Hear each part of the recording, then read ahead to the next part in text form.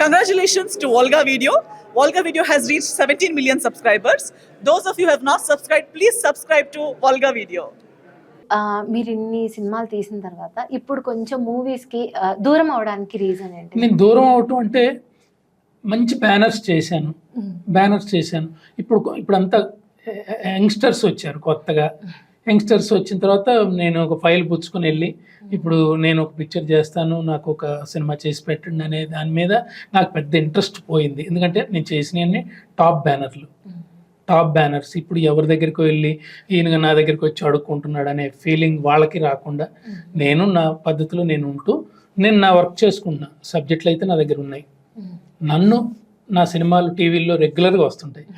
రాజా కానీ, సంక్రాంతి కానీ, తాజ్మహల్, ప్రియా ఇవన్నీ వస్తుంటాయి. కాబట్టి ఎవరికొకరికి డైరెక్టర్ ఉన్నాడు కదా, మనం ట్రై చేయొచ్చు, మంచి ఫ్యామిలీ డ్రామా ట్రై చేయొచ్చు అనుకుంటే ఐఎమ్ రెడీ ఆల్వేస్.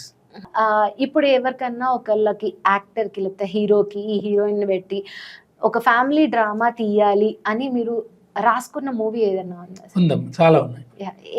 ఈ తరం కథ అని, నలుగురు కొడుకులు తల్లి తండ్రి మీద ఒక కథ ఉంది. ఈ తరం కథ అని ఒక మంచి కథ ఉంది. అలాగే కృష్ణలీల అని ఒక బ్యూటిఫుల్ రీమేక్ ఉంది. తర్వాత వెంకటేష్ బాబుతో కూడా కొన్ని సంక్రాంతి 2 ఉంది. ఎందుకంటే సంక్రాంతి 2లో వెంకటేష్ బాబుకి బిడ్డలు లేరు కదా. సెకండ్ హాఫ్లో అమ్మాయి ప్రసవ అంటే గర్భిణీ అవుతుంది. ఇక అక్కడి నుంచి డ్రామా, ఆ బిడ్డ కోసం వాళ్ళు పడే తపన, అలాగే భార్యకి చేతుడు వదులు ఉంటూ ఒక యాక్సిడెంట్ జరగటం, ఆ బిడ్డ వాళ్ళు కాకుండా పోతాడేమో ఒక చివరి వరకు ఆ టెన్షన్ చేసి ఆ ఫ్యామిలీలో ఉండే మాధుర్యం, అన్నదమ్ముల మధ్య ఆ బాండింగ్, ఆ ఫ్యామిలీలో పిల్లలంతా పెరుగుంటారు కదా, వాళ్ళందరి మధ్య ఒక చాలా మంచి కథ. అది కూడా సంక్రాంతి 2 అనేది. శారద గారు ఉన్నారు, చంద్రమోహన్ గారు చనిపోయారు కాబట్టి జస్ట్ ఒక మాల వేసి ఆయన టైం ల్యాప్స్లో చనిపోయినట్టు చేయాలని ఒక ఇంట్రెస్ట్ ఉందమ్మా. బట్ హీరోస్ కూడా వాళ్ళకి నచ్చాలి. అలాగే ఎన్నో జోనర్స్ ఉన్నాయి నా దగ్గర. కామెడీ ఉంది. అయితే మంచి నిర్మాత తనకైతే అంటే నేను 2-3 కలిసినప్పుడు ఏంటంటే వాళ్ళు నీ లాస్ట్ పిక్చర్ ఏంటన్నప్పుడు నాకు బాధ కలుగుతుంది. ఫెయిల్యూరే కదా. ఇప్పుడు నేను ఎందుకు వస్తాను, లాస్ట్ పిక్చర్ ఫెయిల్యూర్ అయింది, ఇంకొక సక్సెస్ కోసం వస్తాం.